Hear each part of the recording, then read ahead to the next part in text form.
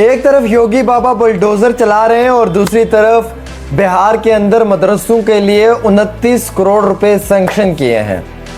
ये बिहार की सरकार है। तेजस्वी यादव ने खुशी के साथ सोशल मीडिया पे ये कहा कि बिहार के अंदर आपको मालूम है कि एक मॉब ने एक बहुत बड़े मदरसे को जला दिया था, नजर आतिश किया था उसे, और उसी वजह से अब बिहार की हुकूमत ने वहाँ पे मदरसे बनाने के लिए 29 करोड़ रुपए तक की जो है वो इमदाद करने का फैसला किया है।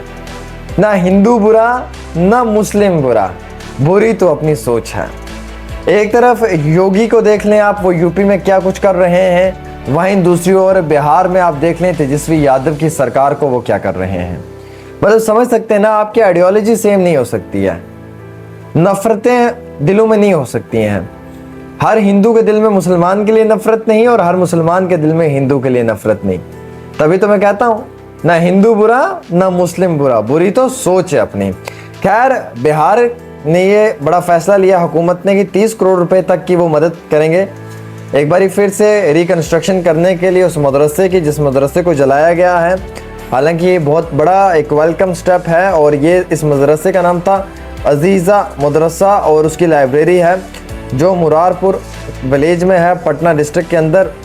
ये एक बहुत बड़ा एजुकेशन है, इस्लामिक एजुकेशन है, इंस्टीट्यूट है, जहाँ 31 मार्च को कुछ शरारती लोगों ने इसे जला दिया था जब वहाँ पे हालात ख़राब हुए थे और कुछ मिसक्रेंट्स इसमें इन्वॉल्व हुए थे और जिनकी वजह से इसे आगजद कर दिया था। अब ये एक बहुत पुराना मदरसा भी था, 125 साल ओल्ड हिस्टोरिकल आप इसे मदरसा कह लें।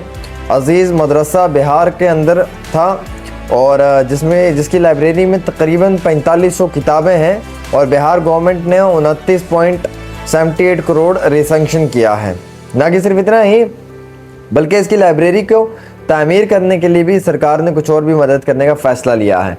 31 मार्च को एक बहुत बड़ा वायलेंस हुआ था, उसके अंदर कुछ शरारती लोगों ने इस मदरसे को शहीद कर दिया था और मदरसे में घुसकर जय श्री राम के नारे लगाए थे और उसके बाद जो वहाँ का इमाम है उसके साथ में मार पिटाई की थी। इवन मदरसे पे स्टोन पेल्टिंग भी की थी इन लोगों ने और इसके एवज में ये मदरसा पूरा शहीद हो गया था। हालांकि इसी मदरसे को दोबारा कायम करने के लिए जो है वो एक बारी फिर से तैयार किया गया है और बीबी सुगरा की याद में बनाया गया था।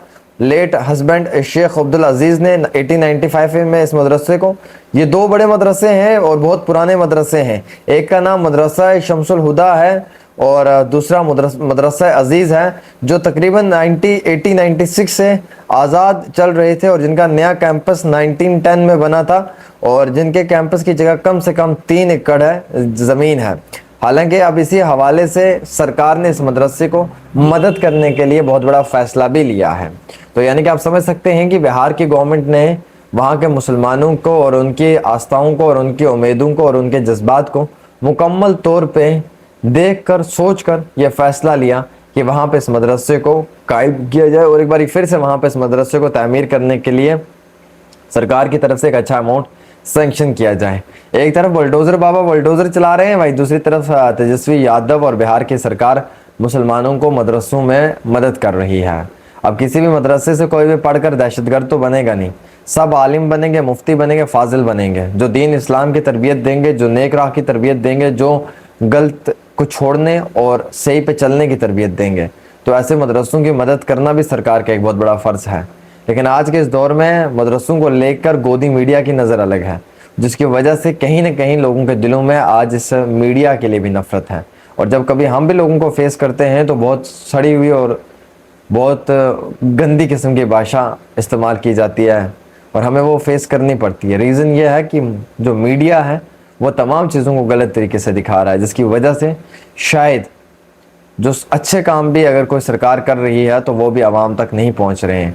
लेकिन मैं कंग्रेचुलेट करना चाहूँगा वंस अगेन कि तेजस्वी यादव ने और उनकी सरकार ने और उनके चीफ मिनिस्टर ने इतना बड़ा फ़ैसला लिया कि बिहार के अंदर जो ये दोनों पुराने मदरसे हैं इनको एक बारी फिर से कायम किया जाए और इन मदरसों को कायम करने के साथ साथ उनकी तामीर और तरक्की के लिए करोड़ों रुपए सेंक्शन करके और वहाँ पे उन्हें इम्प्लीमेंट करवाया जाए और इन मदरसों को एक बारी फिर से दीनी तालीम के लिए उन बच्चों के हवाले कर दिया जाए, सुपुर्द कर दिया जाए।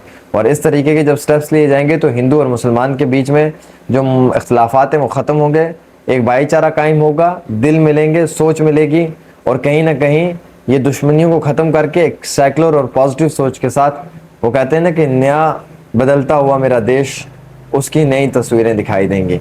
फ़िलहाल ये एक छोटी सी रिपोर्ट आमिर सुहेल के साथ।